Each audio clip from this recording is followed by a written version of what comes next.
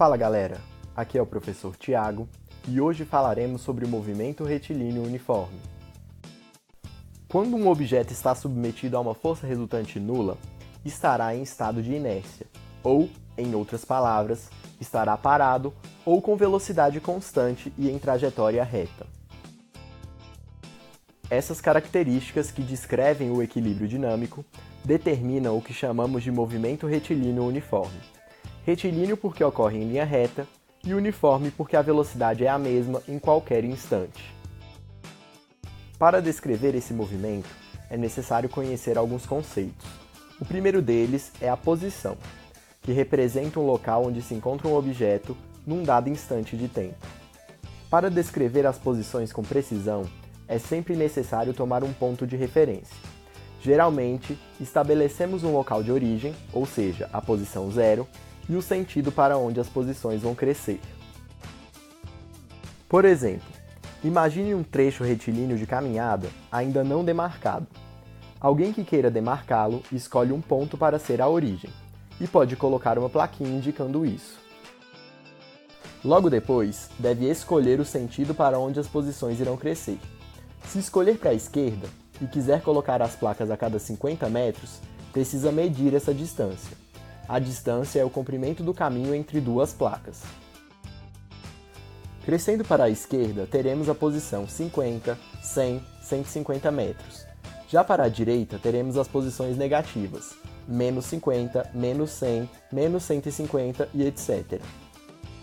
Veja, a posição marca o local da trajetória. A distância marca o comprimento do caminho entre dois pontos. Por exemplo, na trajetória marcada, a placa A representa a posição 50 metros e a placa B marca a posição menos 100 metros. Para ir de uma até a outra, é necessário percorrer 150 metros. Logo, a distância entre as duas posições é 150 metros. No MRU, só é possível se movimentar em um sentido. Ou vamos para um lado ou para o outro. Quando o movimento ocorre em concordância com a trajetória, o chamamos de progressivo, porque o objeto progride ao longo da reta. Por outro lado, quando o objeto se move no sentido contrário ao da trajetória, realiza um movimento regressivo ou retrógrado. A partir dos conceitos apresentados, é possível descrever de alguma forma o MRU. Entretanto, mais do que descrever o movimento, é possível prever as posições ocupadas por um objeto que realiza esse tipo de movimento. Vejamos como, no instante inicial, ou seja, quando o tempo é zero, o objeto ocupa uma posição inicial que chamamos de P0.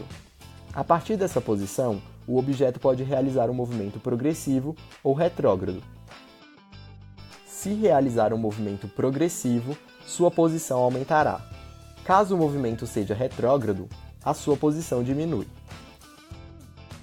Para saber a posição final de um objeto após um deslocamento progressivo, basta somar a distância que ele andou à posição inicial. Veja, uma formiga inicia um movimento a partir da posição 6 cm de uma régua. Se ela andar 12 cm para frente, em que posição chegará? Como ela andará para frente, basta somar 12 cm à posição onde ela se encontra, e descobriremos que ela chegará até a posição 18 cm.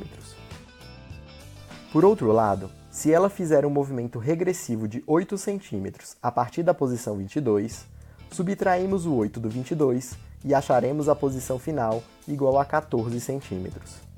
Desses exemplos, podemos concluir que a posição final P, após o deslocamento, pode ser dada pela posição inicial P0 mais ou menos a distância percorrida. Matematicamente, P é igual a P0 mais ou menos D. O sinal será escolhido conforme o tipo de movimento. Se for progressivo, a distância percorrida será somada. Se for regressivo, será subtraída. No próximo vídeo, falaremos sobre a equação horária do MRU. Até lá!